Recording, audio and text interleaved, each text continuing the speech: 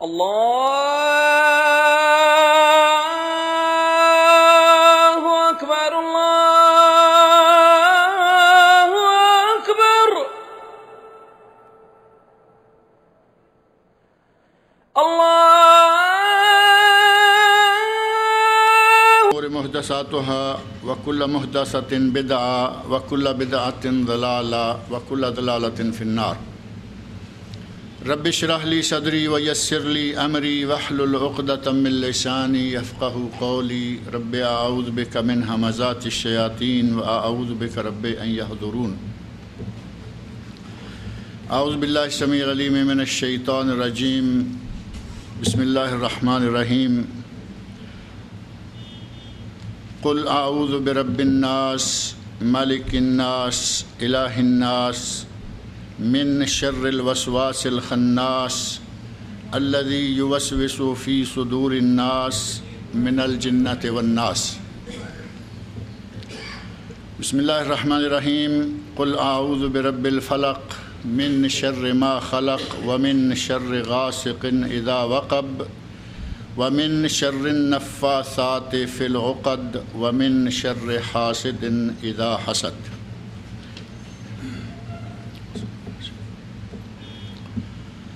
قرآن کریم کی یہ دو آخری صورتیں ہیں جو میں نے آپ کے سامنے پڑھی ہیں، اور ان آخری دو صورتوں کو ایک مشترکہ نام دیا گیا ہے، اور وہ مشترکہ نام ہے معوذتین. معوذات اگر کہا جائے معوذات، کیونکہ بعض روایات میں یہ لفظ بھی وارد ہوا ہے، تو وہ جمع کا صیغہ ہو جاتا ہے، اور معوذات سے مراد ہوتا ہے قل هو اللہ احد، قل اعوذ برب الفلق اور قل اعوذ برب الناس. جمع کا صیغہ ہو تو یہ تینوں کل شریف، اور اگر معوذتین ہو یا معوذتان ہو تو یہ تثنیہ کا صیغہ ہے جو دو کے لیے استعمال ہوتا ہے، اور یہ صیغہ ان ہی دو صورتوں کے لیے استعمال ہوا ہے اور ہوتا ہے جو کہ میں نے آپ کے سامنے پڑھی ہیں. یہ قرآن کریم کی آخری دو صورتیں ہیں، اور اس پر تمام امت کے علماء، تمام امت کے ائمہ، حتیٰ کہ تمام صحابہ کرام رضی اللہ عنہم کا اتفاق تھا. حضرت عبداللہ بن مسعود رضی اللہ عنہ جو بہت بڑے صحابی ہیں، بلا شبہ نبی صلی اللہ علیہ وسلم کے بڑے معروف اور بہت سی احادیث کے راوی صحابی ہیں، کسی وجہ سے وہ ایک غلط فہمی میں مبتلا ہو گئے. وہ اس معوذتین، ان دو صورتوں کو قرآن کریم نہیں سمجھتے تھے، حتیٰ کہ ان کے پاس جو مصحف تھا، جیسے یہ مصحف ہے ہمارے پاس، اس میں ترجمہ بھی چونکہ شامل ہے، تفسیر بھی ہے. اگر صرف قرآن کریم ہو، جیسا کہ ہمارے یہاں مروج ہے، تاج کمپنی کا چھپا ہے، فلاں کمپنی کا چھپا ہے، تو ان کے پاس اس طرح کا جو مصحف عبداللہ بن مسعود رضی اللہ عنہ تھا، اس میں یہ دو صورتیں نہیں تھیں. حضرت زر بن حبیش رضی اللہ عنہ، انہوں نے حضرت عبداللہ بن مسعود رضی اللہ عنہ کا وہ مصحف دیکھا، اور حضرت ابی بن کعب رضی اللہ عنہ جو مشہور صحابی ہیں، مشہور قاری ہیں، قرآن کریم کے سلسلہ میں جن کا ایک خاص وصف ہے، حتیٰ کہ حضرت عمر فاروق رضی اللہ عنہ نے انہیں مسجد نبوی میں تراویح پڑھانے کے لیے امام مقرر کیا تھا. ابی بن کعب اور ان کے ساتھ دوسرے تمیم الداری رضی اللہ عنہما، اور ان دونوں صحابہ کے ذکر مسلسل کسی نہ کسی حوالے سے آتا جا رہا ہے. اللہ رب العزت نے ان کا یہ مقام بنایا ہوا ہے کہ قرآن کی برکت سے ان کا تذکرہ ہوتا ہی آ رہا ہے.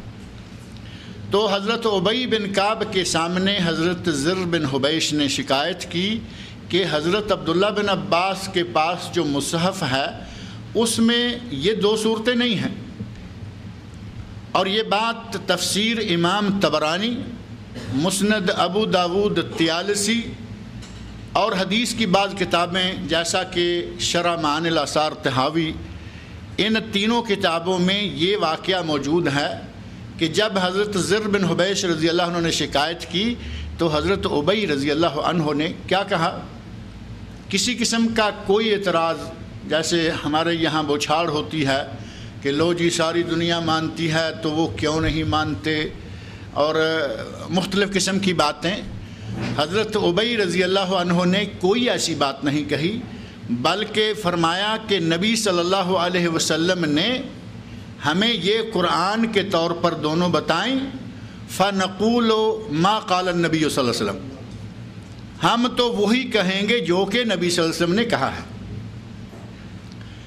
پہلی بات یہ کہ صحابہ کرام میں سے، تمام صحابہ میں سے صرف ایک صحابی ہیں جن کا ان دو صورتوں کے بارے میں تھوڑا سا نظریہ مختلف تھا۔ یہ نہیں کہ وہ ان کو مانتے ہی نہیں تھے، وہ مانتے تھے، لیکن وہ کہا کرتے تھے کہ یہ دم ہے، نبی صلی اللہ علیہ وسلم کو دم کرنے کے لیے یہ دو صورتیں نازل ہوئی تھیں، لہٰذا وہ ان کو قرآن کا جز کہنے کی بجائے دم، ایک دم جھاڑ کے طور پر مخصوص انہوں نے اس کو سمجھ لیا اور اپنے قرآن میں اس کو درج نہیں کیا۔ اور یہاں ایک بات کی طرف اشارہ کر دیں کہ ایک صحابی، کوئی صحابی یا کسی معاملہ میں اگر کسی صحابی کا کوئی نظریہ یا قول الگ ہوتا ہے تو یہ کوئی ایسی بات بھی نہیں ہے، آخر وہ بھی تو انسان تھے، ان سے بھی ایسی باتیں ہو جاتی تھیں۔ کئی معاملات ایسے ہیں کہ ان میں صحابہ میں سے کوئی شاذ قول، کوئی الگ تھلگ رائے ملتی ہے، اور حضرت عبداللہ بن مسعود رضی اللہ عنہ سے اس قسم کی بعض اور آراء بھی ملتی ہیں۔ ہمارے یہاں پاک و ہند میں خاص طور پر فقہ حنفی میں حضرت عبداللہ بن مسعود رضی اللہ عنہ کا بہت زیادہ مقام مانا گیا ہے، ہم بھی مانتے ہیں، غیر حنفی بھی مانتے ہیں، سارے مانتے ہیں کہ وہ صحابی رسول تھے، لیکن خاص طور پر فقہ حنفی میں ان کی مرویات بکثرت ہیں۔ اس وجہ سے انہوں نے ایک مسئلہ میں تھوڑی سی چوک کی، مثلا رفع دین کا مسئلہ ہے، یہ تو معروف مسئلہ نماز کے مسائل میں سے ہے کہ تکبیر تحریمہ کے ساتھ رفع دین ہے، رکوع جاتے ہوئے رفع دین ہے، رکوع سے اٹھتے ہوئے رفع دین ہے، اور 2 رکعتیں پڑھ کر یا کسی بھی رکعت کے بعد جب قاعدہ کر کے، مثلا رکعت 1 ہوئی لیکن امام نے قاعدہ کیا، ہمیں کرنا پڑا، ہماری 1 رکعت امام کی 2 ہو گئی، جب بھی قاعدہ کر کے اٹھیں ہاتھ باندھنے لگیں تو اسے کہا جاتا ہے استثناء، یعنی نماز کے پہلے قاعدہ کے بعد یا دوسرے قاعدہ کے بعد، جو مقتدی کا 2 3 4 قاعدے بھی ہو سکتے ہیں، جیسا کہ یہ بات آپ نے کبھی تجربہ کیا ہوگا کہ کبھی کبھی مقتدی کی رکعتیں 3 ہوتی ہیں اور قاعدے 4 ہو جاتے ہیں۔ مغرب کی نماز میں کبھی ایسا ہوتا ہے کہ رکعتیں 3 اور قاعدے 4، بظاہر یہ تعجب لگتا ہے کہ یہ کیسے ہوتا ہوگا، تو یہ آپ گننا چاہیں تو میں ابھی گن کے بتا سکتا ہوں، یا یقین ہے 3 رکعتوں والے مقتدی کے 4 قاعدے ہو جاتے ہیں۔ اب جتنی مرتبہ قاعدے کے بعد یہ اٹھے گا، ہاتھ باندھے گا، تو اس سے پہلے رفع دین کرنا صحیح احادیث سے ثابت ہے۔ حضرت عبداللہ بن مسعود رضی اللہ عنہ سے ایک روایت میں انہوں نے نماز پڑھ کے دکھائی، اس میں رفع دین انہوں نے نہیں کیا۔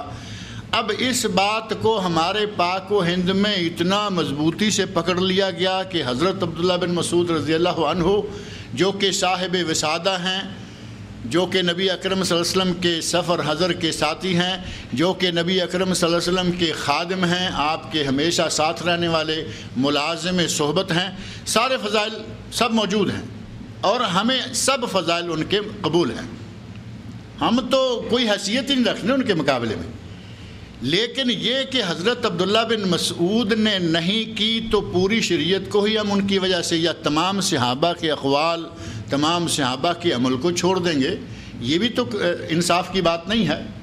ایک طرف 4 خلفائے راشدین، ساتھ ہی اس کے 10 مبشرہ جن میں 4 یہ اور 6 اور بھی، اور اب اور شامل کریں 40 آدمی، 50 آدمیوں کی احادیث موجود ہیں کہ نبی صلی اللہ علیہ وسلم رفع دین کیا کرتے تھے۔ ایک طرف حضرت ابن مسعود نے نہیں کی، یہ نہیں کہا کہ نبی صلی اللہ علیہ وسلم نے نہیں کی تھی، یہ قطعاً نہیں ملتا، لیکن انہوں نے نہیں کی، تو ہمارے یہاں اس مسئلے کو اتنا مضبوط کر دیا گیا کہ انہوں نے نہیں کی، اگر ہوتی۔ اب یہ کیا کریں گے؟ قرآن کریم کی ان 2 صورتوں کو وہ قرآن نہیں مانتے، سمجھنے والی بات ہے یا نہیں؟ وہ قرآن کی ان دو صورتوں کو قرآن نہیں مانتے، جبکہ یہ قرآن ہیں، جبکہ یہ دونوں صورتیں قرآن ہیں۔ اور حضرت عبداللہ بن مسعود رضی اللہ عنہ کے جو انفرادی مسائل ہیں ان کو زیادہ گننے کو جی نہیں چاہتا، تاکہ کسی کے ذہن میں یہ نہ آئے کہ ہم شاید حضرت عبداللہ بن مسعود کے خلاف ہیں۔ ایسا قطعاً نہیں ہے، حاشا وکلا۔ ہمارے لیے وہ ہمارے سروں کا تاج ہیں، ہمارے لیے وہ بہت بڑی شخصیت ہیں، ان کا صحابی ہونا ہی کافی ہے۔ اگر ان سے ایک حدیث بھی مروی نہ ہو، ان کا صحابی ہونا ہی اتنا بڑا شرف ہے کہ دنیا کے بڑے بڑے اولیاء اس شرف کو نہیں پا سکتے، ان کا مقام اپنی جگہ۔ لیکن حضرت عبداللہ بن مسعود یہ کہہ رہے ہیں کہ یہ جو دو صورتیں ہیں یہ دم ہیں، یہ قرآن نہیں۔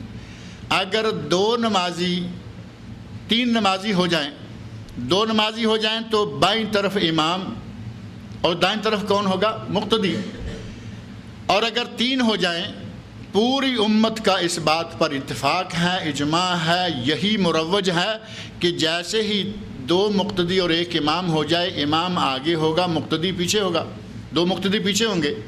حضرت عبداللہ بن مسعود رضی اللہ عنہ سے مروی ہے کہ نہیں، ایک کو دائیں کھڑے کر لیں، ایک کو بائیں کھڑے کر لیں۔ اب اس کو کہاں لے کے جائیں گے؟ ان کی ایک رائے ہے، ان کو صحیح مسئلہ نہیں پہنچ پایا۔ رکوع کے سلسلہ میں ایک تیسری بات، رکوع کے وقت گھٹنوں کو پکڑنا چاہیے۔ آدمی کھڑا ہے، رکوع کرنے کے لیے جاتا ہے تو اپنے دونوں ہاتھ گھٹنوں کو لگانے ہیں، پکڑنے ہیں۔ حتیٰ کہ بیٹھا ہوا بھی جب نماز پڑھے گا، اگر کوئی عذر کے تحت بیٹھا ہوا ہے، بیٹھ کر پڑھ رہا ہے، تو رکوع کے وقت وہ بھی اپنے دونوں ہاتھوں کو گھٹنوں پر رکھے گا۔ حضرت عبداللہ بن مسعود رضی اللہ تعالی عنہ وہ اس بات کے قائل تھے کہ جس وقت نمازی رکوع کرنے کے لیے جھکے تو وہ گھٹنوں کو نہ پکڑے، بلکہ اپنے دونوں ہاتھوں کو ایک ہاتھ کو دوسرے میں ڈال کر دونوں گھٹنوں کے درمیان میں رکھ دے۔ اب یہ مختلف مسائل ہیں، اس طرح کے کئی اور مسائل ہیں۔ علامہ ذیلی جو کہ خود بہت بڑے حنفی محدث ہیں، عالم ہیں، انہوں نے اپنی کتاب نصب الرایہ میں اس طرح کے 5-6 مسائل بعض دیگر محدثین کے حوالے سے نقل کیے ہیں۔ تو یہ کہہ دینا کہ فلاں آدمی اور اس کی بات کو حرف آخر کس کی بات ہو سکتی ہے؟ محمد رسول اللہ صلی اللہ علیہ وسلم کی۔ قرآن میں تو کسی کو اختلاف ہے نہیں، لیکن انسانوں میں سے اگر حرف آخر کوئی ہے تو وہ محمد رسول اللہ صلی اللہ علیہ وسلم کا کلام ہے، دوسرے کسی کا نہیں ہے۔ غرض یہ کہ یہ قرآن کی دو صورتیں ہیں، پوری امت کا اس پر اجماع ہے، اور بعض احادیث میں باقاعدہ نبی اکرم صلی اللہ علیہ وسلم کا ان دو صورتوں کو نماز میں پڑھنا ثابت ہے۔ اگر صرف دم ہو، آپ کو معلوم ہے کہ بعض دعائیں بڑی بڑی لمبی ہیں، لیکن ان دعاؤں میں سے کبھی کسی دعا کو قیام کی حالت میں سورہ فاتحہ کے بعد نہیں پڑھا جاتا۔ اگر کوئی قیام میں پڑھتا بھی ہے تو کب؟ رکوع کے بعد ہاتھ اٹھائے، دعائے قنوت ہے، قنوت نازلہ ہے، لیکن سورہ فاتحہ کے بعد باقاعدگی کے ساتھ کسی دعا کی باقاعدہ تلاوت کی جاتی ہو، یہ کبھی نہیں ہوا۔ جبکہ نبی اکرم صلی اللہ علیہ وسلم نے حضرت عقبہ بن عامر رضی اللہ عنہ جوہنی حضرت عرض کیا، نبی صلی اللہ علیہ وسلم سواری پر سوار ہیں اور یہ پاس ہیں۔ انہوں نے نبی صلی اللہ علیہ وسلم کے قدموں کو پکڑا اور کہا کہ یا رسول اللہ، مجھے سورہ ہود اور سورہ یاسین سکھلائیے۔ نبی صلی اللہ علیہ وسلم نے فرمایا کہ میں تمہیں وہ صورتیں سکھلاؤں گا جن کے مثل کوئی صورت نازل ہی نہیں ہوئی۔ اتنی اہمیت، اتنی فضیلت کہ ان کے برابر کوئی صورت نازل ہی نہیں ہوئی۔ تھوڑے وقت گزرے، نبی اکرم صلی اللہ علیہ وسلم نے فرمایا کہ عقبہ سواری پہ آ جاؤ۔ نبی اکرم صلی اللہ علیہ وسلم کا مقام دیکھیں اور صحابہ کے ساتھ رواداری، صحابہ کے ساتھ گل مل کر چلنا پھرنا، اٹھنا بیٹھنا، آپ کا کردار دیکھیں۔ کہتے ہیں عقبہ سواری پہ آ جاؤ۔ حضرت عقبہ رضی اللہ عنہ فرماتے ہیں کہ مجھے یوں لگا کہ جیسے یہ نافرمانی ہوگی، یہ گستاخی ہوگی کہ میں سواری پہ بیٹھ جاؤں۔ نبی اکرم صلی اللہ علیہ وسلم سواری سے نیچے تشریف لے آئے اور انہیں کہا کہ سواری پہ بیٹھو، انہیں سواری پہ بٹھا دیا۔ کچھ سفر کیا اور پھر یہ کہتے ہیں کہ میں اتر آیا اور نبی صلی اللہ علیہ وسلم نے مجھے جو 2 صورتیں کہا کہ میں تمہیں 2 صورتیں سکھلاؤں گا جو بڑی فضیلت والی ہیں، بڑی اہمیت والی ہیں، آپ نے وہ 2 صورتیں مجھے یہ سکھلائیں، قل اعوذ برب الفلق اور قل اعوذ برب الناس۔ کہتے ہیں کہ تھوڑی دیر کے بعد جماعت کا وقت ہوا، نماز پڑھنے کے لیے ہم اترے، نماز پڑھی تو نبی صلی اللہ علیہ وسلم نے نماز میں یہی 2 صورتیں پڑھی۔ نبی صلی اللہ علیہ وسلم نے پہلے کہا کہ میں تمہیں 2 صورتیں سکھلاؤں گا، اور صورتیں قرآن کی ہیں، دعا کو صورت نہیں کہا جاتا۔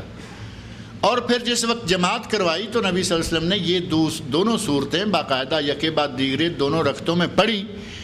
اور جس وقت نماز سے فارغ ہو کر نبی صلی اللہ علیہ وسلم آئے، حضرت عقبہ رضی اللہ عنہ کو ملے تو ان سے کہا کہ کیا خیال ہے یا عقیب۔ نبی صلی اللہ علیہ وسلم کی عادت مبارکہ تھی کہ کبھی کبھی کسی نام کو مختصر سا کر کے بڑا پیارا سا بنا کے، حضرت عائشہ رضی اللہ عنہ کو کبھی کبھی آپ کہا کرتے تھے یا عائش، نام تو عائشہ ہے تو کبھی آپ کہتے یا عائش۔ حضرت عقبہ رضی اللہ عنہ کا نام ہے عقبہ، تو کہتے ہیں کہ کیا خیال ہے یا عقیب، اے عقیب کیا خیال ہے کہ میں نے وہ 2 صورتیں اب نماز میں آپ کے سامنے بھی پڑھ لی ہیں۔ اور پھر ساتھ ہی حضرت عقبہ رضی اللہ عنہ سے مخاطب ہو کر نبی صلی اللہ علیہ وسلم نے فرمایا، اے عقبہ اقرأ بہما کلما نمت و کلما قمت، اے عقبہ جب بھی سونے کا ارادہ کرو تو یہ 2 صورتیں پڑھ لیا کرو، اور جب بیدار ہو نیند سے اٹھو تو یہ 2 صورتیں پڑھ لیا کرو۔ نبی صلی اللہ علیہ وسلم نے نماز میں ان 2 صورتوں کو پڑھ کر، اور صحیح حدیث میں اس بات کا ذکر آ گیا، سنن ابو داؤد اور بعض دیگر مسند امام احمد وغیرہ میں ان کا ذکر آ گیا کہ نبی صلی اللہ علیہ وسلم نے ان کو نماز میں باقاعدہ پڑھا ہے، تو معنی یہ ہوا کہ یہ 2 صورتیں قرآن کریم ہیں۔ حضرت عبداللہ بن مسعود رضی اللہ عنہ کی رائے کو اس سلسلہ میں ان کے احترام کے ساتھ رائے کو چھوڑ دیا جائے گا، ایک طرف رکھ دیا جائے گا، اور وہ رائے لے لی جائے گی جو کہ تمام صحابہ اکرام، تمام ائمہ اکرام اور تمام محدثین و فقہا اور تمام علماء کی رائے ہے۔ یہ 2 صورتیں بہت ہی فضیلت والی ہیں۔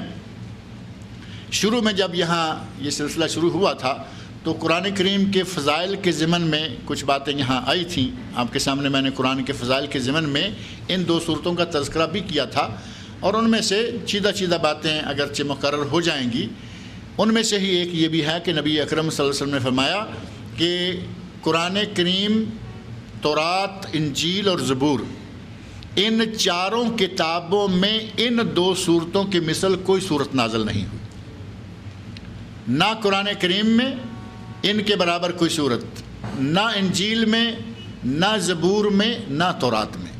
گویا کہ سب سے افضل ترین صورتیں 2 جو ہیں وہ یہ معوذتین ہیں، اور ان معوذتین کو حضرت عبداللہ بن مسعود رضی اللہ عنہ نے دم کے طور پر جو سمجھ لیا تو وہ واقعتاً موجود بھی ہے۔ ان کا یہ سمجھ لینا کوئی ایسا بھی نہیں کہ انہوں نے یہ کیسے سمجھ لیا کہ یہ دم ہے، بات کتب حدیث کے اندر موجود ہے۔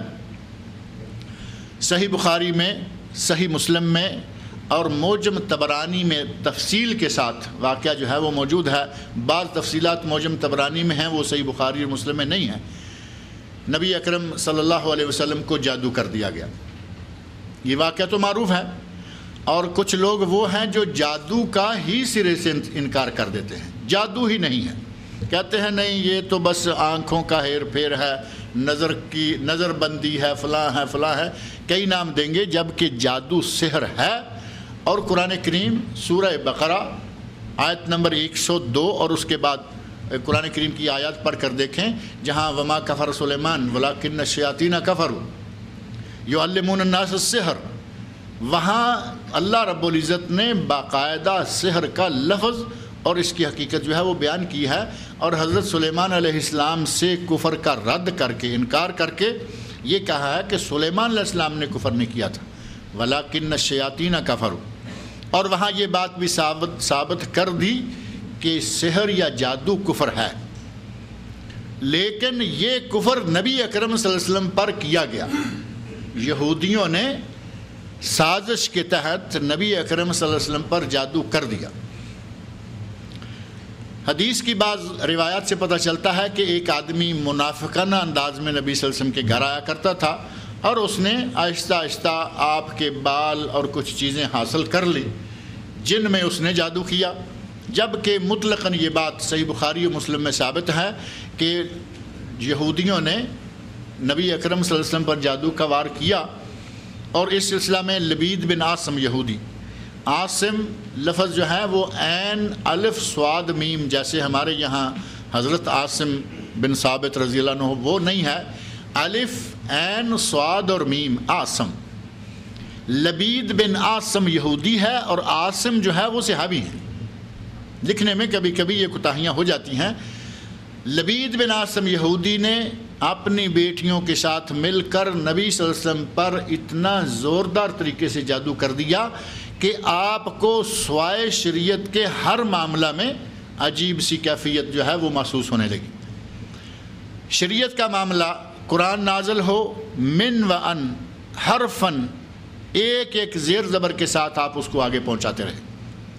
نماز کے مسائل ہیں، دیگر احکام ہیں، کسی بھی شرعی مسئلہ میں وہ ان کا جادو جو ہے وہ اثر انداز نہیں ہوا، لیکن گھریلو معاملات میں ام المومنین حضرت عائشہ صدیقہ رضی اللہ عنہ فرماتی ہیں کہ نبی صلی اللہ علیہ وسلم نے کوئی کام کیا ہوتا اور آپ کہتے کہ نہیں کیا، کوئی کام نہ کیا ہوتا اور آپ کہتے کہ نہیں وہ میں نے کیا ہے، حتیٰ کہ کھانا اور پینا اور بیویوں کے ساتھ مباشرت کرنا، ان چیزوں کی آپ کو کوئی سمجھ نہیں رہتی تھی کہ کھانا کھایا ہے نہیں کھایا، پانی پیا ہے نہیں پیا، مباشرت کی نہ کی، اس حد تک متاثر کر دیا ان کے جادو نے۔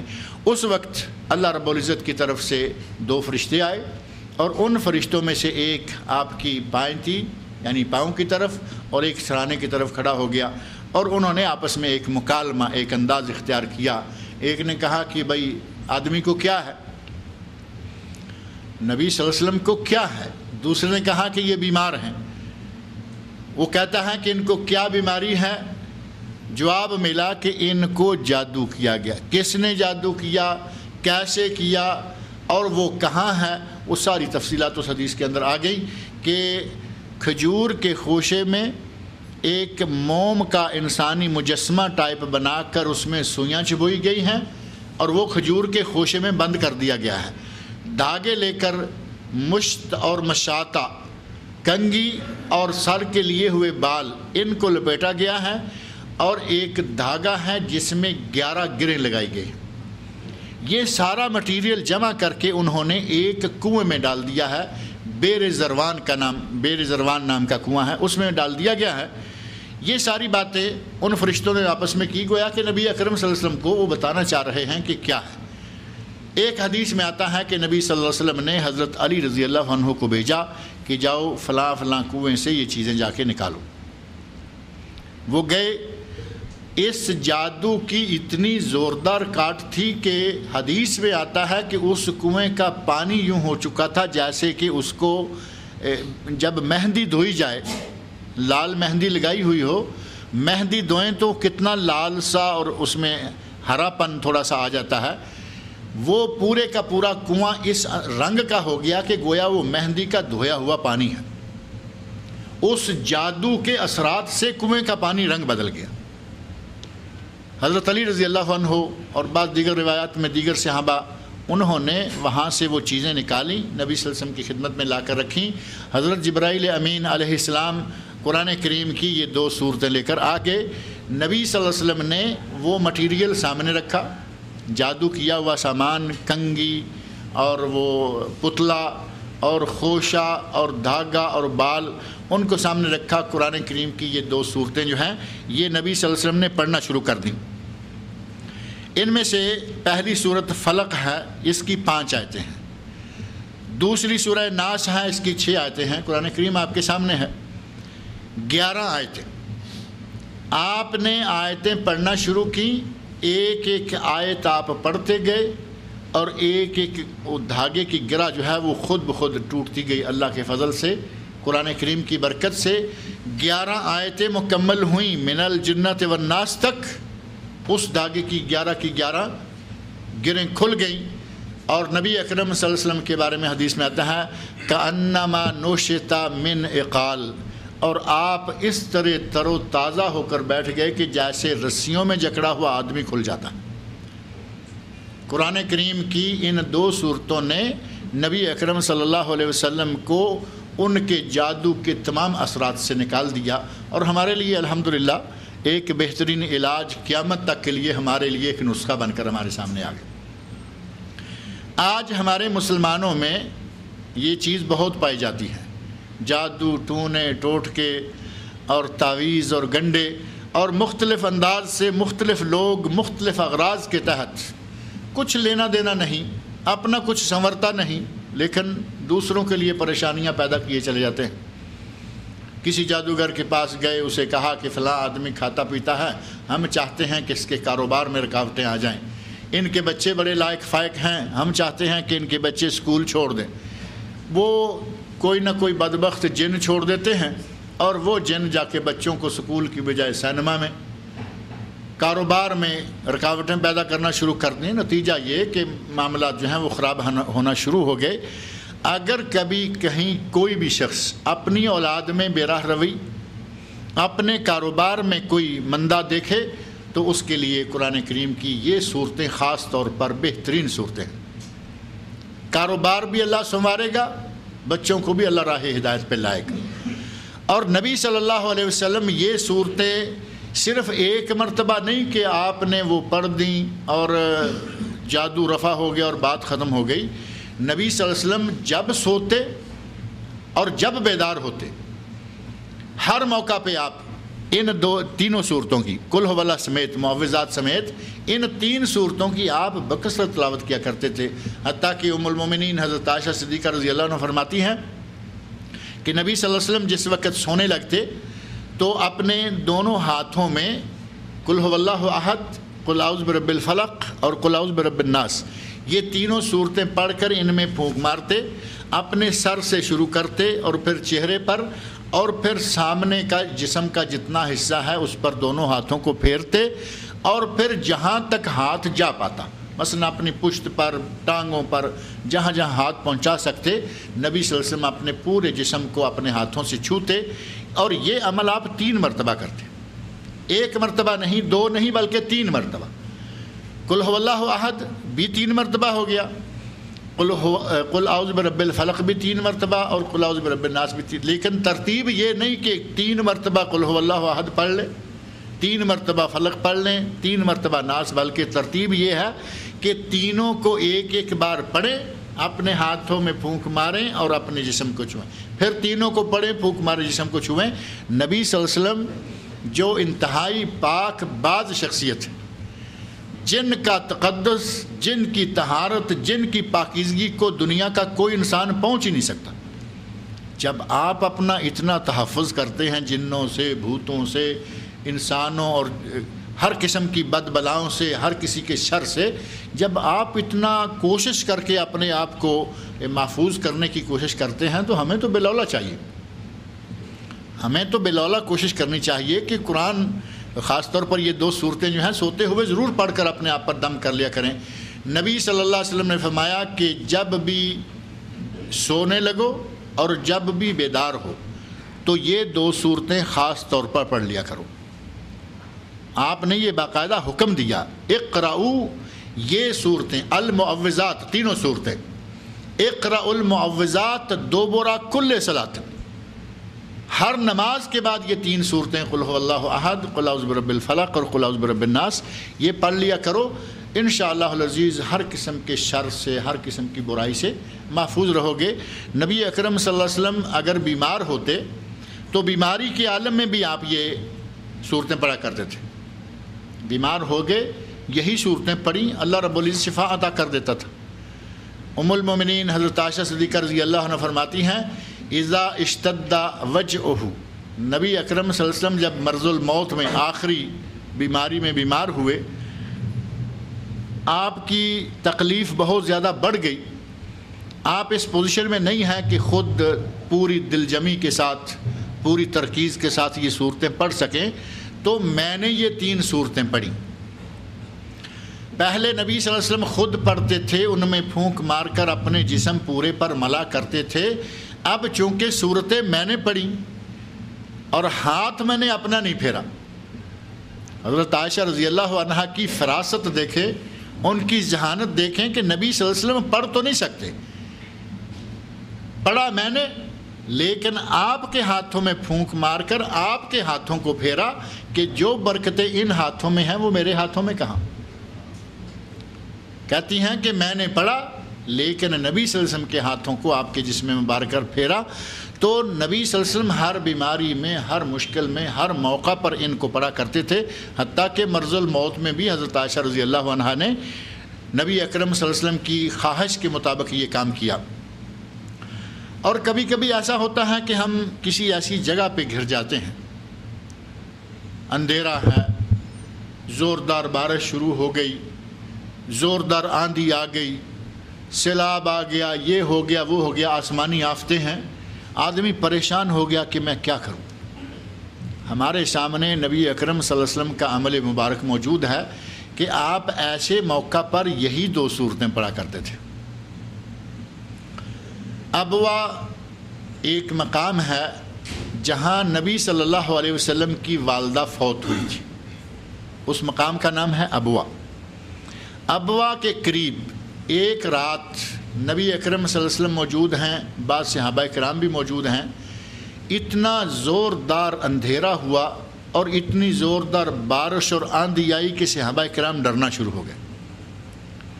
اس موقع پر ہر کوئی دیکھ رہا ہے کہ نبی اکرم صلی اللہ علیہ وسلم، چونکہ پورا لشکر ہے بہت بڑا، چاہ رہے ہیں کہ نبی صلی اللہ علیہ وسلم کو ملے، آپ کہاں ہیں، آپ کو پائیں اور دیکھیں اور معلوم کریں کہ اس خوف کی حالت میں ہم کیا کریں۔ صحابی کہتے ہیں کہ نبی اکرم صلی اللہ علیہ وسلم کو ہم نے پا لیا، آپ کو ہم نے، نماز کا وقت ہوا، اب ظہر کا اندھیرا ہے، عشاء کی نماز ہو سکتی ہے، فجر کی، اس کا ذکر نہیں ملتا۔ نبی اکرم صلی اللہ علیہ وسلم نے نماز پڑھائی، آپ پہلے بھی اور اس کے بعد بھی آپ دو صورتوں کی تلاوت بار بار کر رہے ہیں، اور وہ یہی دونوں صورتیں۔ ابوا جہاں نبی صلی اللہ علیہ وسلم کی والدہ فوت ہوئی ہیں، اور جوفا جو کہ معروف مقام ہے، جو جہاں سے میقات میں 5 میقاتوں میں یہ جوفا بھی ایک میقات ہے، جو آج کل میرے خیال رابق کے نام سے جو جگہ ہے وہ جوفا کی جگہ پر اس کو رکھا ہوا ہے، یا کوئی دوسری جگہ ہے جو قرن المنازل ہے، ذوالحلیفہ ہے، جوفا ہے، یلملم ہے اور ذات عرق ہے۔ ان 5 میں سے ایک مواقیت حج میں سے جہاں سے احرام باندھا جاتا ہے، ان میں سے ایک جوفا بھی ہے۔ جوفا اور ابوا کے درمیان یہ واقعہ پیش آیا۔ تو اس حدیث میں ہمارے لیے نمونہ موجود ہے کہ نبی صلی اللہ علیہ وسلم نے جب خوف کی حالت میں، ڈر کی حالت میں، اندھیرا جو بڑا ہی خوفناک ہے، آندھی اور بارش جو بڑی خطرناک محسوس ہو رہی ہے، اس وقت نبی صلی اللہ علیہ وسلم نے یہ کیا کہ دونوں صورتیں پڑھی، اور ان دونوں صورتوں کی برکت سے نبی اکرم صلی اللہ علیہ وسلم خود ڈر سے نکلتے، ڈر کی کیفیت سے نکلتے، اور انہی کی برکت سے صحابہ کرام رضی اللہ عنہم بھی ڈر کی کیفیت سے باہر آئے۔ گویا کہ ان دو صورتوں میں بے شمار برکتیں، نبی صلی اللہ علیہ وسلم نے ان صورتوں میں بڑی ہی برکتیں رکھی ہوئی ہیں، اور ان دو صورتوں کو پڑھنے سے آدمی شیطان کے شر سے بھی محفوظ ہو جاتا ہے۔ شیطان جو ہے وہ تو انسان میں اپنا کام کرتا ہے۔ بڑی مشہور حدیث ہے حضرت صفیہ رضی اللہ عنہا والی، اعتکاف کی حالت میں نبی اکرم صلی اللہ علیہ وسلم مسجد میں تشریف فرما ہے، اور حضرت صفیہ رضی اللہ عنہا گھر سے آئیں، آپ سے کوئی معاملہ ڈسکس کیا، کوئی گھر کا معاملہ تھا، مسئلہ تھا، اس پہ بات چیت کی، جانے لگیں تو نبی صلی اللہ علیہ وسلم ان کو الوداع کرنے کے لیے مسجد کے باہر کے دروازے تک آئے۔ پاس سے 2 نوجوان گزرنے لگے، انصاری نوجوان، تو جس وقت دیکھا کہ نبی صلی اللہ علیہ وسلم ہیں اور آپ کے ساتھ کوئی خاتون کھڑی ہیں، تو انہوں نے جلدی سے نکلنے کی کوشش کی۔ وہ جلدی سے بھاگنے لگے کہ کہیں ایسا نہ ہو کہ ہمارے کانوں میں کوئی بات پڑے، چونکہ نبی صلی اللہ علیہ وسلم ہیں، ساتھ میں خاتون ہیں، تو ہم نکل جاتے ہیں۔ نبی صلی اللہ علیہ وسلم نے ان دونوں کو بلایا اور فرمایا اعلیٰ رسلکما، نوجوانوں ٹھہرو۔ اب ظاہر ہے کہ ان کو ٹھہرنا تھا، رکے تو اشارہ کیا اور فرمایا کہ یہ تمہاری ماں صفیہ ہے، یعنی یہ میری بیوی ہیں، کوئی اور عورت نہیں ہے۔ صحابی کہتے ہیں سبحان اللہ یا رسول اللہ، ہم آپ کے بارے میں شک کریں گے؟ آپ نے فرمایا تم نہیں کرو گے، لیکن شیطان اتنی بری چیز ہے کہ وہ انسان کو شکوک و شبہات میں مبتلا کر دیتا ہے. اور اسی واقعہ کے ضمن میں وہ مشہور کلمات ہیں جو نبی صلی اللہ علیہ وسلم نے ارشاد فرمائے تھے, ان شیطان یجری فی ابن آدم مجر الدم. شیطان بنی آدم میں انسان کے جسم میں یوں گھومتا ہے جس طرح کہ اس کے جسم میں خون چلتا ہے. اتنی تاثیر شیطان کی ہے. وہ کس وقت کسی کو بہکا دے, کس وقت وہ کسی کو پریشان کر دے, کوئی نہیں جانتا. لہٰذا شیطان کے چوکوں سے, شیطان کے داؤ سے اور شیطان کے حملوں سے بچنے کے لیے ہمارے لیے اللہ رب العزت نے بہترین علاج, بہترین قلعہ, بہترین دم, بہترین تعویذ جو بھی کہے, اللہ نے ہمارے لیے یہ دو صورتیں جو ہیں یہ نازل فرمائی ہیں. اور ان دونوں صورتوں کو پڑھنا اور ان دونوں صورتوں کو پڑھتے رہنا نبی اکرم صلی اللہ علیہ وسلم نے اپنا عمل بنا رکھا تھا. صحابی کہتے ہیں حضرت ابو سعید خدری رضی اللہ عنہ کہ پہلے نبی صلی اللہ علیہ وسلم مختلف دعائیں مانگا کرتے تھے. کبھی کوئی دعا, جیسا کہ آپ کو معلوم ہے معوذات الرسول صلی اللہ علیہ وسلم, آپ دعاؤں کی کتابوں میں اللہم انی اعوذ بکا ان کلمات سے شروع ہونے والی دعائیں اکٹھی کریں گے تو آپ کے پاس بہت ساری دعائیں جمع ہو جائیں گی. وہ ساری معوذات ہیں.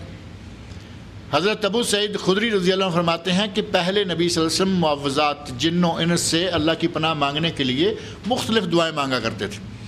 لیکن جس وقت یہ قرآن کی آخری دو صورتیں نازل ہو گئیں تو آپ نے باقی ساری کی ساری اخذ بہما و ترک ما سواہما, ان دو کو آپ نے لے لیا, باقی جتنی چیزیں ہیں ان کو چھوڑ دیا. یعنی یہ چھوڑ دینا مراد نہیں ہے کہ ان کا پڑھنا آپ نے بالکل ہی ترک کر دیا, معنی یہ کہ آپ نے بکثرت ان دو صورتوں کا پڑھنا شروع کر دیا. سوتے ہوئے پڑھتے تھے, اٹھنے کے بعد پڑھتے تھے, فرض نمازوں کے بعد پڑھتے تھے, صبح کو پڑھتے تھے, شام کو پڑھتے تھے.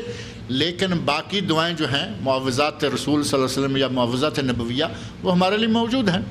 مختلف چیزیں ہیں. اللہم انی اعوذ بک من الکسل, اللہم انی اعوذ بک من العجز, اللہم انی اعوذ بک من الجبن, اللہم انی اعوذ بک من المأثم والمغرم.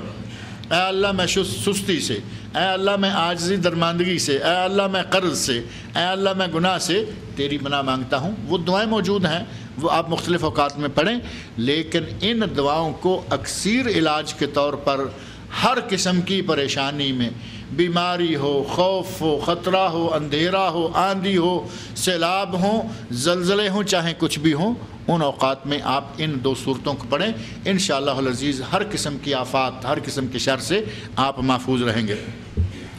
ان صورتوں کے فضائل بہت سارے ہیں, لیکن آج بسم اللہ کر کے ان کا ترجمہ بھی شروع کر دیں. چنانچہ بسم اللہ الرحمن الرحیم جس کا ترجمہ اور کچھ اس کے بارے میں وضاحت جو ہے وہ پہلے گزر چکی ہے. اس کے بعد سورت کا آغاز ہوتا ہے قل اعوذ برب الناس, اور قل کا صیغہ گویا کہ اللہ رب العزت نے اپنے نبی کو یہ پڑھنے کا حکم دیا ہے. اللہ نے یہ صورتیں پڑھنے کا نبی صلی اللہ علیہ وسلم کو حکم دیا. قل اعوذ برب الناس, قل اعوذ برب الناس, کہہ دیجئے کہ میں لوگوں کے رب کی پناہ مانگتا ہوں. یہاں توحید جو بہت ہی اہم چیز ہے, اللہ رب العزت نے ان صورتوں میں, ان صورتوں سے شیطان بھاگتے کیوں ہیں اتنا؟ شیطان ہے, ہر قسم کے شر ہیں, خطرات ہیں, تو ان کے بھاگنے کے اسباب میں سے ایک بات یہ ہے کہ اس صورت میں, سورہ ناس میں, اللہ نے توحید کی ساری قسمیں بیان فرما دی. اب یہ پہلی 3 آیتیں آپ دیکھیں پڑھ کر کہ اللہ رب العزت کہہ رہے ہیں, فرما رہے ہیں قل, کہہ دیجئے اے میرے نبی, اعوذ, میں پناہ مانگتا ہوں, برب الناس, لوگوں کے رب کے ساتھ, لوگوں کے رب کی پناہ میں آتا ہوں. مالک الناس, لوگوں کے مالک کی, لوگوں کے مالک کی پناہ میں آتا ہوں. الہ الناس, لوگوں کے معبود کی پناہ میں آتا ہوں. یہ 3 آیتیں ہیں اور تینوں آیتوں میں توحید کی تینوں قسمیں اللہ رب العزت نے بیان فرما دی. توحید کی 3 قسمیں تو معروف ہیں. تقویت الایمان ہے, کتاب التوحید ہے, شاہ اسماعیل شہید رحمۃ اللہ علیہ کی تقویت الایمان جو پاکستان, انڈیا میں اردو میں، اب وہ عربی میں بھی چھپ چکی ہے، انگلش میں موجود ہے، اور عربی میں اب اسے باقاعدہ گورنمنٹ آف سعودی عرب نے بھی اردو میں بھی چھاپ دیا ہے، اردو میں بھی چھپی ہوئی موجود۔ تقویۃ الایمان میں ہمارے پاک و ہند کے عقائد اور نظریات کے حساب سے توحید کی صراحت اور وضاحت کی گئی ہے، اور کتاب التوحید جو شیخ الاسلام محمد بن عبد الوہاب بن سلیمان التمیمی رحمۃ اللہ علیہ کی کتاب ہے، اس میں عربوں کے حساب سے کچھ چیزیں ہمارے یہاں ہیں یہاں نہیں، کچھ چیزیں یہاں ہیں ہمارے وہاں نہیں، تو ہر شخص نے اپنے اپنے انداز سے توحید کی تفصیل اور شرح بیان کی ہے۔ ان دونوں کتابوں کا حجم جو ہے وہ آپ یوں سمجھ لیں کہ راؤنڈ اباؤٹ 100 صفحہ اس کا ہے، اور 100 صفحے سے یا اس سے کم و بیش کتاب التوحید کا بھی ہے۔ ان میں توحید کی جن 3 قسموں کی تفصیلات بیان کی ہیں، ان کا بنیادی مرکزی نقطہ اللہ رب العزت نے ان 3 آیتوں میں بیان کر دیا۔ قل اعوذ برب الناس، اے میرے نبی کہہ دیجئے کہ میں لوگوں کے رب کی پناہ میں آتا ہوں۔ اور رب کون ہے؟ جو خالق ہے، جو مالک ہے، جس کا ترجمہ ہم اردو میں پروردگار کرتے ہیں۔ یہ لفظ فارسی کا ہے پروردگار، اور اردو میں اس کا معنی بنتا ہے پرورش کرنے والا، روزی دینے والا، بنانے والا۔ اللہ رب العزت نے اپنی توحید ربوبیت، قل اعوذ برب الناس، رب ہے نا، ربوبیت، اللہ ہمارا رب ہے، وہ ہمیں پیدا کرتا ہے، وہی ہمیں رزق دیتا ہے، وہی ہمیں زندگی دیتا ہے، وہی ہم پہ موت وارد کرتا ہے، وہی ہمیں بیمار کرتا ہے، وہی ہمیں شفا عطا کرتا ہے۔ یہ ہے توحید ربوبیت۔ اللہ رب العزت نے آغاز میں ہی کہا کہ اس رب کی پناہ مانگ لے۔ مالک الناس، اور یہ ہے توحید الاسماء والصفات۔ اللہ مالک ہے اس پوری کائنات کا، اس دنیا کا، آخرت کا، جنت کا، جہنم کا، نعمتوں کا، عذابوں کا، ہر چیز کا مالک اللہ ہے۔ اللہ تعالیٰ خالق ہے خیر کا بھی اور شر کا بھی، مالک ہے خیر کا بھی اور شر کا بھی۔ لیکن علماء نے ایک نقطہ بیان کیا ہے کہ اللہ کی طرف خیر جو ہے وہ تو منسوب کی جائے، لیکن شر جو ہے اس کی نسبت اللہ کی طرف نہیں کرنی چاہیے۔ شر کی نسبت اللہ کی طرف نہ کریں۔ میں نے شاید یہاں ذکر کیا تھا کہ اللہ نے بکری کو بھی پیدا کیا ہے، اللہ نے کتے کو بھی پیدا کیا ہے، اللہ نے حلال اچھی سے اچھی چیز بھی بنائی ہے، اور اللہ نے نجس ترین جانور جو خنزیر ہے وہ بھی اللہ نے بنایا ہے۔ لیکن ادب کا تقاضا یہ ہے کہ جب اللہ کی طرف کچھ چیزیں منسوب کریں تو وہ منسوب کریں جو کہ حلال ہیں، پاکیزہ ہیں۔ الیہ یصعد الکلم الطیب والعمل الصالح یرفع، اللہ کی طرف اچھے کلمات جو ہیں وہ جاتے ہیں۔ کہیں کہ یہ بکری ہے، یہ گائے ہے، یہ بھینس ہے، یہ مرغی ہے، یہ انڈا ہے، یہ اللہ تعالیٰ کی مخلوقات ہیں۔ کیا ضروری ہے کہ ہم یہ کہیں کہ یہ کتا ہے، یہ خنزیر ہے، یہ فلاں ہے؟ ان کو چھوڑیں۔ اللہ رب العزت جو ہے وہ ہر چیز کا مالک، ہر چیز کا خالق، وہ خیر کا بھی اور وہ شر کا بھی خالق ہے، لیکن اس کی طرف نسبت کرتے ہوئے ادب کا تقاضا یہی ہے کہ اس کی طرف خیر کی نسبت کی جائے۔ یہاں اللہ نے فرمایا مالک الناس، اے میرے نبی لوگوں کے مالک، یعنی ناس سے مراد تو انسان ہیں، لیکن اس جگہ ہر وہ چیز جو اس کائنات میں موجود ہے ان سب کا مالک کون ہے؟ اللہ ہے۔ تو گویا کہ اللہ کے اسماء حسنہ میں سے ایک ہے الملک، ایک ہے الملک بغیر الف کے جیسے یہاں ہے مالک الناس، اور ایک ہے المالک الف کے ساتھ۔ مالک جو ہمارے یہاں عموماً استعمال ہوتا ہے، ہمارے یہاں ملک جو ہے وہ لفظ کم استعمال ہوتا ہے، جو استعمال ہوتا ہے تو وہ دوسرے معنی میں کہ یہ ملک صاحب ہیں۔ وہاں جو ہمارے یہاں بغیر الف کے شمار ہوتا ہے وہ ملک ایک ذات کے طور پر، یہ ملک صاحب ہیں، یہ فلاں ہیں، جبکہ ملک جو ہے لام پر زبر ہو تو اس کا معنی فرشتہ ہوتا ہے۔ لام پر زبر ہو تو فرشتہ، لام کے نیچے زیر ہو تو بادشاہ۔ ملک بادشاہ، یہاں ملک فہد، ملک عبداللہ، یہاں جو لفظ آپ سنتے ہیں لام کے نیچے زیر۔ اور اگر ہمارے پاکستان والوں کو دیکھیں تو وہ سارے فرشتے لگتے ہیں، انڈیا والے۔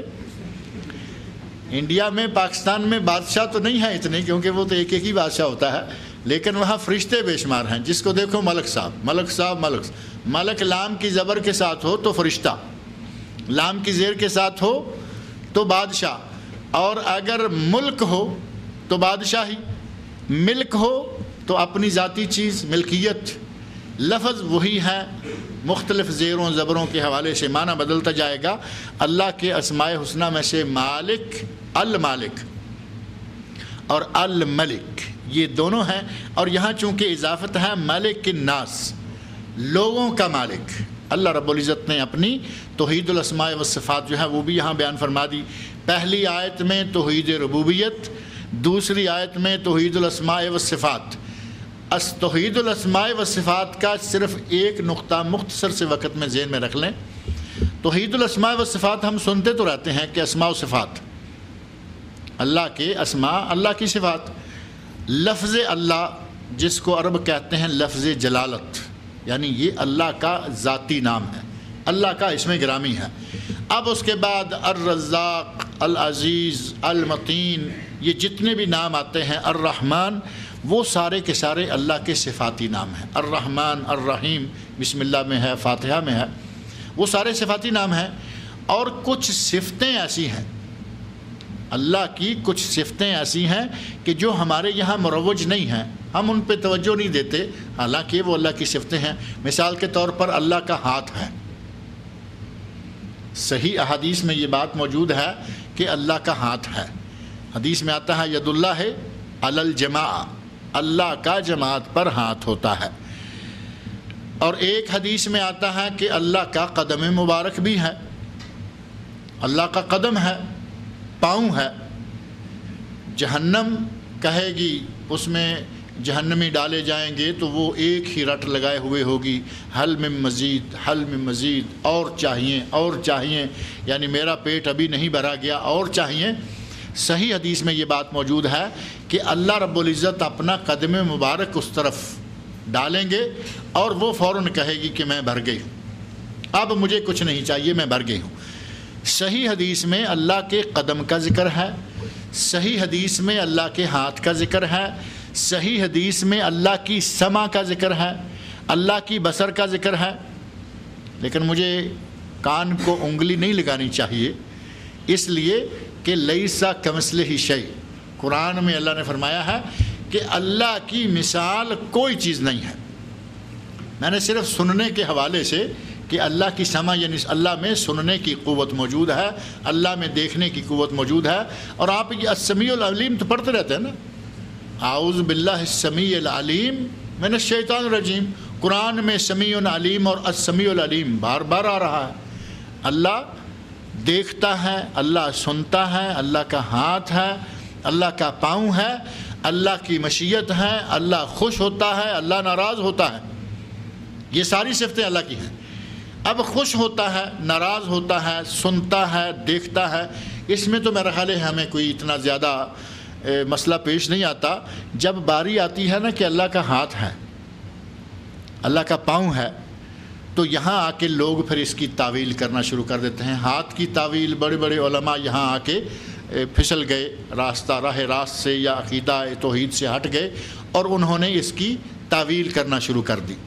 جبکہ اہل سنت کا عقیدہ یہ ہے کہ اللہ کے اسماء و صفات کو اس کے اصل معنوں میں مانا جائے، ان میں نہ تعویل کی جائے، نہ تحریف کی جائے، نہ اللہ کی اسماء اور صفات کی تمثیل بیان کی جائے، اور نہ تعطیل، معطل کیا جائے۔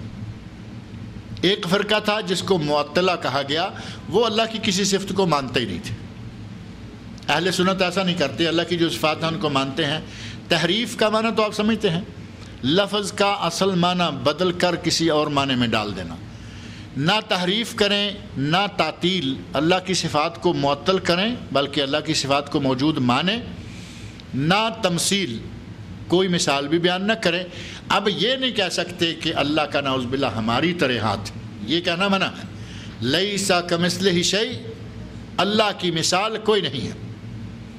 ہمارے بعض لوگ مثال دینے لگتے ہیں تو فوراً کہیں گے جی نہیں، جب کسی بڑے افسر کے پاس پہنچنا ہو تو اس وقت پہلے پین کو ملنا ہے، اس کے بعد کلرک کو ملنا ہے، اس کے بعد فلاں کو، پھر سیکٹری کو، پھر بڑے کو۔ ہم تو اللہ کی مثال یوں بیان کرنا شروع کر دیتے ہیں کہ جیسے کسی افسر کو ملنے جا رہے ہیں، جبکہ اللہ کہہ رہا ہے نحن اقرب الیہ من حبل الورید، کہاں لگاؤ گے سیڑھیاں اور کہاں جاؤ گے پین کے پاس؟ اللہ فرما رہا ہے میں تمہاری شارک سے بھی زیادہ قریب ہوں۔ اللہ کی مثال کوئی نہیں ہے۔ اللہ کا ہاتھ ہے کما یلیق بجلالہ، جیسا کہ اس کی جلالت شان کو لائق۔ اللہ کا پاؤں ہے، قدم ہے کما یلیق بجلالہ۔ اللہ اترتا ہے، اللہ چڑھتا ہے، اللہ اترتا ہے، اللہ چڑھتا ہے۔ یہ عقیدے کے مسائل ہیں، ان کو تھوڑا سا ذہن میں محفوظ کر لیں۔ اللہ اترتا بھی ہے، چڑھتا بھی ہے۔ صحیح حدیث میں موجود ہے کہ رات کے آخری ثلث میں اللہ تعالیٰ آسمان دنیا میں اتر آتا ہے، ینزل الی سماء الدنیا، اللہ آسمان دنیا کی طرف نزول فرماتا ہے۔ کیسے نزول فرماتا ہے؟ اب یہ ہم مثالیں دینا چاہیں وہ کیسے آتا ہے، ہمارا یہ حق نہیں ہے کہ اللہ کی مثال بیان کریں۔ جیسے اس کی جلالت کو لائق ہے، جیسے اس کے شایان شان ہے، ویسے وہ آتا ہے۔ اور قرآن کا لفظ ثم استوى علی العرش، اللہ عرش پر مستوی ہو گیا، اللہ عرش پر مستوی ہو گیا۔ اب یہ مستوی کیسے ہوا؟ اللہ نے زمینیں بنائیں، اللہ نے آسمان بنائے، اللہ نے ساری مخلوقات بنائیں، ثم استوى علی العرش، اور پھر اللہ اپنے عرش پر مستوی ہو گیا۔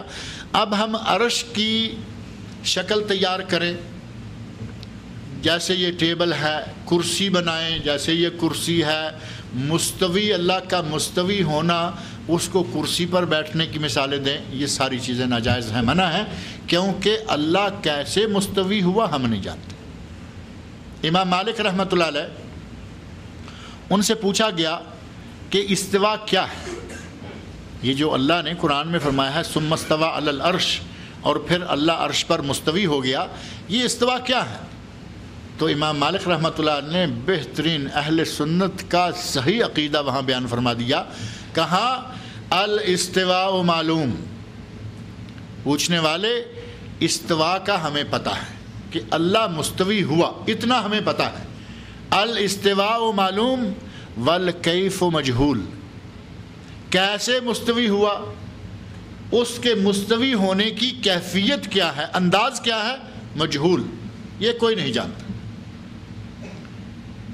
مستوی ہوا معلوم ہے، کیسے مستوی ہوا یہ مجہول ہے، یہ کوئی نہیں جانتا۔ الاستواء معلوم والکیف مجہول والسؤال عنہ بدعہ، اللہ کے استوا کے بارے میں سوالات کرنا، کیسے ہے یہ، کیسے ہوگا، کیسے بیٹھا، کیسے کھڑا، کیسے یہ سوال کرنا بدعت ہے، یہ سوال کرنا ناجائز ہے۔ اور بعض اہل علم نے لکھا کہ امام مالک رحمۃ اللہ علیہ نے اس آدمی کو بھانپ لیا تھا کہ یہ اہل بدعت میں سے ہے، اور کچھ لوگ ایسے ہوتے ہیں کہ وہ سمجھنے کے لیے نہیں آتے، گھر سے وہ نیت کر کے آتے ہیں کہ ہم نے آج جا کے مولوی کو پکڑنا ہے۔ کچھ لوگ گھر سے چلتے ہی اس نیت سے ہیں کہ آج اس کو ہم پکڑیں گے، کچھ ایسے سوال وارد کریں گے، آج مولوی کو پھنسائیں گے، اس سے یعنی اس کو پریشان کریں۔ اب جو آدمی گھر سے ٹھان کے آیا ہے، کیا سمجھتے ہیں کہ وہ کسی درس میں بیٹھ کے کوئی فائدہ اٹھائے گا؟ وہ تو فائدے کے لیے آیا نہیں، تحقیق کے لیے آیا نہیں، سننے کے لیے آیا نہیں، سمجھنے کے لیے آیا نہیں، وہ تو روڑے اٹکانے کے لیے آیا ہے۔ امام مالک رحمۃ اللہ علیہ نے بھانپ لیا کہ یہ ان لوگوں میں سے ہے۔ تو بعض جو ان کے بارے میں اقوال نقل کیے گئے ہیں ان میں ہے الاستواء معلوم والکیف مجہول والسؤال عنہ بدعہ وانک من المبتدعین، مجھے لگتا ہے کہ تو بدعتیوں میں سے ہے تو میری مجلس سے نکل جا۔ اسے مجلس سے اس لیے نکال دیا کہ اس نے بے ادبانہ انداز جو ہے وہ اختیار کیا تھا۔ غرض یہ کہ اللہ کی جو صفات ہیں ان صفات کو جیسے کیسے ہیں اسی طرح قبول کیا جائے۔ اب تعویل کیا ہے، صفات میں تعویل کیا ہے؟ میں نے 4 لفظ ذکر کیے ہیں، یہ ذہن میں رکھیں۔ اسماء و صفات توحید کی تیسری ایک قسم جو ہے، اس سلسلہ میں یہ 4 لفظ بڑے اہم ہیں۔ من غیر تحریف، پہلی بات یہ کہ تحریف نہ ہو، جو اللہ کی صفات ہیں ان میں ہیر پھیر نہ کیا جائے۔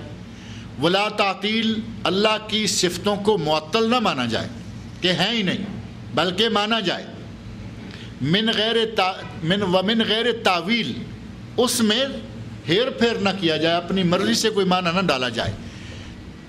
وَمِن غیر تمثیل، اور نہ ہی اللہ کی صفات کی کوئی مثال بیان کی جائے، تمثیل بھی نہیں، تعطیل بھی نہیں، تعویل بھی نہیں اور تحریف بھی نہیں۔ یہ چار چیزیں نہ ہوں، ان کے علاوہ جس طرح اللہ کو لائق ہے اسی طرح اس کو قبول کر لیا جائے۔ اسی کا نام ہے توحید الاسماء والصفات۔ اور یہ توحید الاسماء والصفات جو ہیں یہ اللہ کی توحید کی 3 اقسام میں سے ایک قسم ہے۔ ان 4 انداز کو چھوڑ کر اللہ کی صفات کو اس کی اصالت میں ماننا وہ ہم سب کے لیے ضروری ہے۔ اور تحریف، تعویل وغیرہ کا جو لفظ میں استعمال کر رہا ہوں، تشبیہ تو میں نے بتا دیا نا، تشبیہ یا تمثیل، اس کا معنی ہے کہ کہا جائے ایسا ہاتھ ہے، نعوذ باللہ، نہیں، اللہ کا ہاتھ ہے جیسے اس کی ذات کو لائق ہے۔ اور تعویل یا تحریف کیا ہوتی ہے؟ حدیث میں آیا ید اللہ علی الجماع، اللہ کا ہاتھ جماعت پر ہوتا ہے، اس کا ترجمہ یہی کرنا چاہیے کہ اللہ کا ہاتھ جماعت پر ہوتا ہے۔ اب کچھ لوگوں نے اس کی تعویل کی، کہا کہ یہاں اللہ کے ہاتھ سے مراد اللہ کا تعاون، اللہ کی مدد، اللہ کی نصرت۔ اب ہاتھ کا ترجمہ یہ کہاں سے آ گیا؟ جبکہ اللہ کی صفات میں سے الید، ید اللہ ہے، اللہ کا ہاتھ، تو اس کو اسی طرح مانا جائے جس طرح کہ وہ احادیث میں موجود ہے، جس طرح کے قرآن کریم کے اندر موجود ہیں۔ اس میں یہ تحریف، اس سے یہ مراد ہو سکتا ہے، اس سے یہ بھی مراد ہو سکتا ہے۔ اتنی مرادوں میں جانے کی ہمیں ضرورت کیا ہے؟ اللہ نے کہا کہ میں مستوی ہو گیا عرش پر، مان لیا مستوی ہو گیا عرش پر۔ اب کیا ضروری ہے کہ وہاں ہم کوئی کرسی ٹیبل ڈالیں اور اللہ کو بھی اپنی طرح بیٹھا ہوا شو کریں؟ کوئی ضرورت نہیں ہے ہمیں۔ وہ مالک ہے، خالق ہے کائنات کا، جیسے چاہے جس طرح چاہے وہ مستوی ہو۔ ہمیں ان باریکیوں میں اور ان چیزوں میں اپنا مغز ماری کرنے کی کوئی ضرورت نہیں ہے۔ لہٰذا ان 3 توحید کی اقسام کو اللہ نے اس صورت کے شروع میں ہی بیان فرما دیا ہے۔ پہلی ہے توحید ربوبیت، قل اعوذ برب الناس، اے میرے نبی کہہ دیجئے کہ میں لوگوں کے رب کے ساتھ پناہ لیتا ہوں، لوگوں کے رب کی پناہ میں آتا ہوں۔ مالک الناس، لوگوں کے مالک کی پناہ میں آتا ہوں، توحید الاسماء والصفات۔ اور الہ الناس ہے، میں لوگوں کے معبود کی پناہ میں آتا ہوں، یہ ہے توحید الوہیت یا توحید عبادت۔ توحید الوہیت الہ کے حوالے سے، اور الہ جو ہے وہ تمام عبادتوں کے لائق ہے، توحید عبادت بھی اسے کہتے ہیں، توحید الوہیت بھی اسے کہتے ہیں۔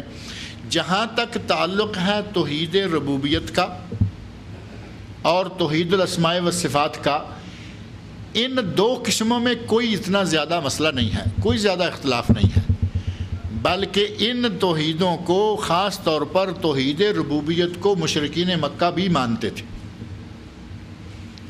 سب سے بڑا مسئلہ کہاں ہے؟ وہ سب سے بڑا مسئلہ ہے اس تیسری توحید ربوبیت، توحید الوہیت یا توحید عبادت میں۔ اب یہ مسئلہ کیا ہے، کتنا ہے؟ یہ 3 توحید کی اقسام ہیں۔ ان میں سے اس تیسری میں جو ہمارے یہاں اختلاف بنا ہوا ہے یا ہمارے یہاں اس کو ہم نے مسئلہ بنا رکھا ہے، تو وہ مسئلہ کیا ہے؟ میرا خیال ہے کہ اس کی وضاحت کرنے لگوں گا تو بات لمبی ہو جائے گی۔ اللہ نے چاہا تو انشاءاللہ یہ سورت کا باقی حصہ بھی، اور ایک چیز یہاں اور بھی ذکر کرنی ہے، وہ بھی انشاءاللہ اگلے ہی درس پہ ڈال لیتے ہیں، کہ 3 چیزیں ہیں۔ ایک ہے پناہ طلب کرنا، ایک ہے کہ پناہ کس چیز سے طلب کی جا رہی ہے، اور تیسری ہے کہ پناہ کس ذات سے طلب کی جا رہی ہے یا کس ذات کی پناہ طلب کی جا رہی ہے۔ پناہ طلب کرنا کس چیز سے، مثلا شیطان سے پناہ طلب کی جا رہی ہے، اور کس چیز کے ساتھ پناہ طلب کی جا رہی ہے؟ اللہ کی ذات کے ساتھ۔ ان تینوں کلمات کی اور توحید کی 3 اقسام میں سے جو سب سے زیادہ ہمارے مسلمانوں میں مختلف فی بنی ہوئی ہے، اس کی کچھ تفصیل کے بعد آگے جو جن چیزوں سے پناہ طلب کی جا رہی ہے وہ ہیں من شر الوسواس الخناس، اور ایسے ہی سورۃ فلق میں بھی آتی ہیں۔ اللہ رب العزت نے چاہا تو انشاءاللہ ان امور کی تفصیل ہم اپنے آئندہ درس میں ذکر کریں گے۔ اللہ رب العزت مجھے اور آپ سب لوگوں کو قرآن کریم پڑھنے، سمجھنے اور اس کے احکام